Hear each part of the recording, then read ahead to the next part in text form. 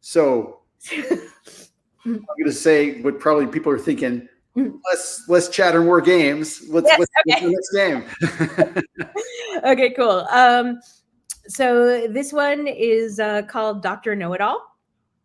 It is each person is going to say one word at a time. I will double cast myself as the host. Okay. So Dr. Know-It-All is a multi-headed expert, but with an impediment that they can only speak one word at a time.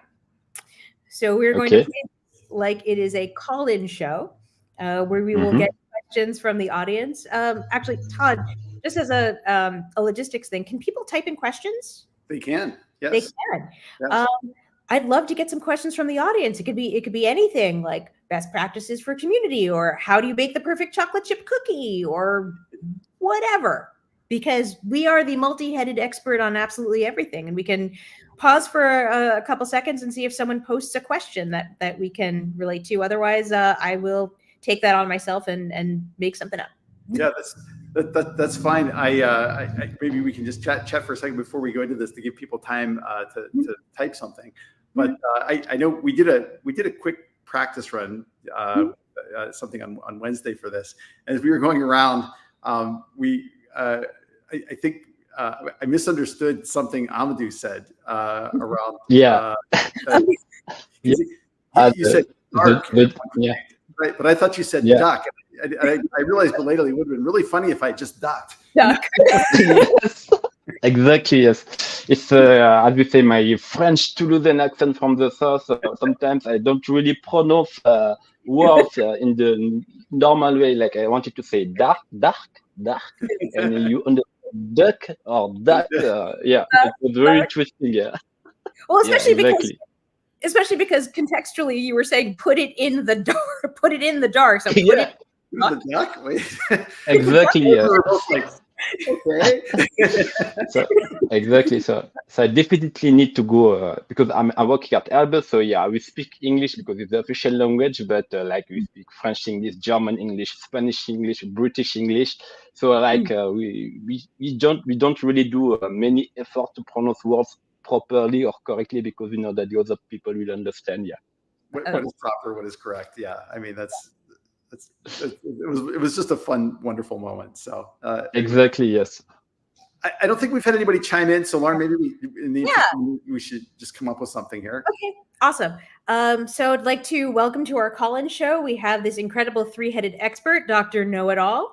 So our first question from the audience is, I've been reaching out to a community member and they're not responding. I feel like I've been ghosted. How do I get this person to respond? We'll start with Todd. You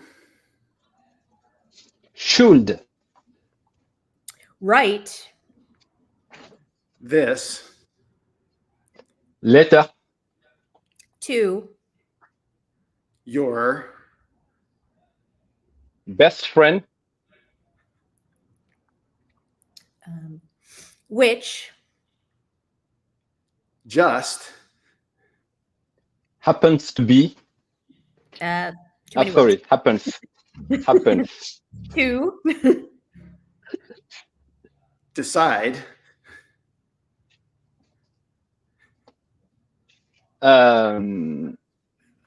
to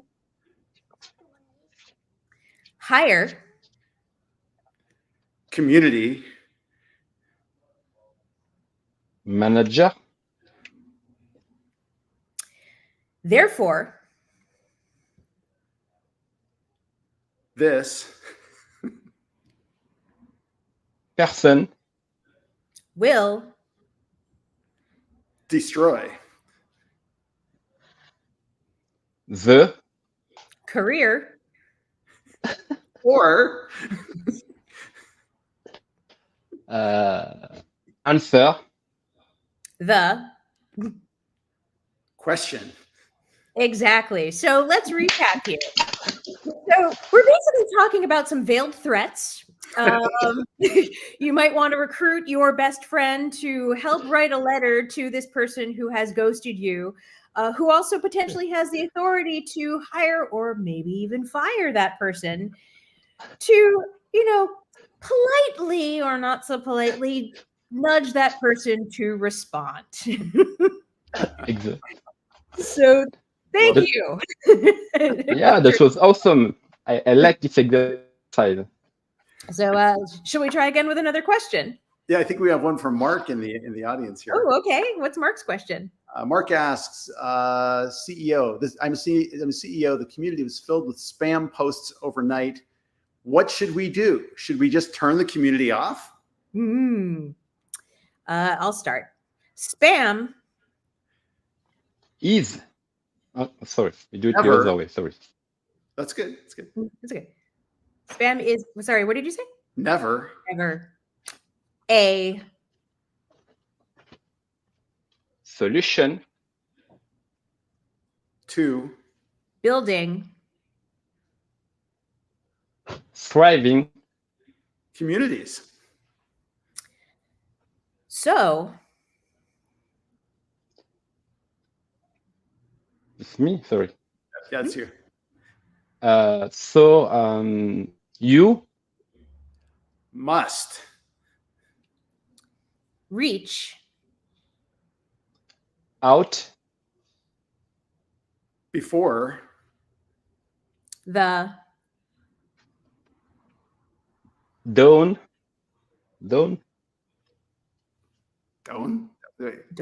like the end of the day. I think is done. Yeah. done before end of day. Okay. Yeah. Okay. Yeah. So You Invite anyone to be active in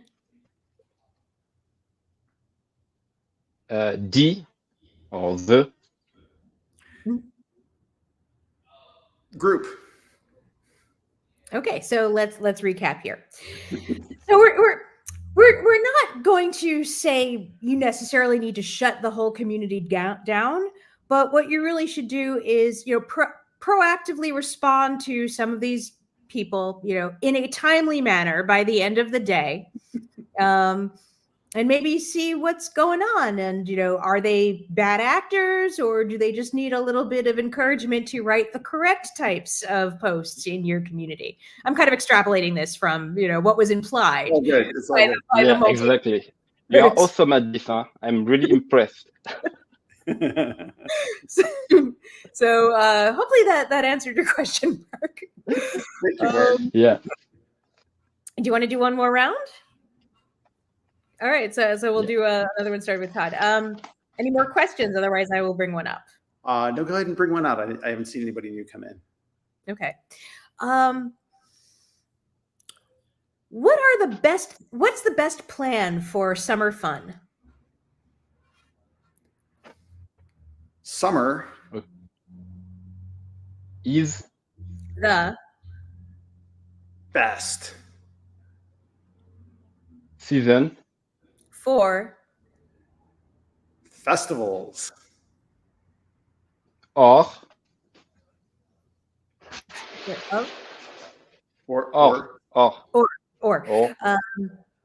outdoor barbecues with friends or foes. You can best friend or befriend. I don't know how to say it. Befriend anyone if they receive food. There we go. Universal answer. What do you do over the summer to have fun? You eat.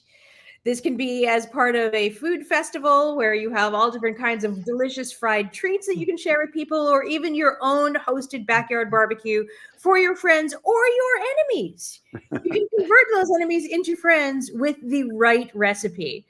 So tune in next time for some fantastic recipes that involve cake, watermelon, hot dogs, and vegan options. Love it. Love it. You know, what was so fun about that? Like, now we've been through a couple of those exercises. We've gotten a little bit better feel for each other as we go through this. So like practicing really does make a big difference. Yeah, absolutely. So let's kind of go back into, why are we doing this? So this is a really great way to foster that kind of groupthink. I mean, at the end of the day, what is coming out, like, this is, we're not looking for an Ann Landers style, like, best advice thing. It doesn't even need to make logical sense, just so long as it makes syntax sense. And so what this is doing is, and this is an especially hard exercise for people in leadership positions who want to control the whole thing, you can't. You are bound by what we said before you, and you need to set up what the next person is going to say. And so this is a great opportunity to really kind of practice that restraint and actively listen, because you're messing up the game if you're like, oh, what you really need to do for the best thing in summer is to get a whole bunch of friends together and rent an outdoor tent and then set it up in your backyard and make sure that you get enough sparklers, and everyone's going to be like, that's not, like, shut up. Yes. Yeah. So, go ahead. Lauren, do we have time for one more game? Yeah, we do. Yeah. Awesome. So just before we move on to the next game, just kind of again bringing back this one-headed expert thing. It's through that constraints that you're really actively listening to make sure that what you're saying fits in with the rest of that group. Making sure that what you're building together makes sense. I mean, and is fun. No one's really expecting the best, the best, most factual outcome.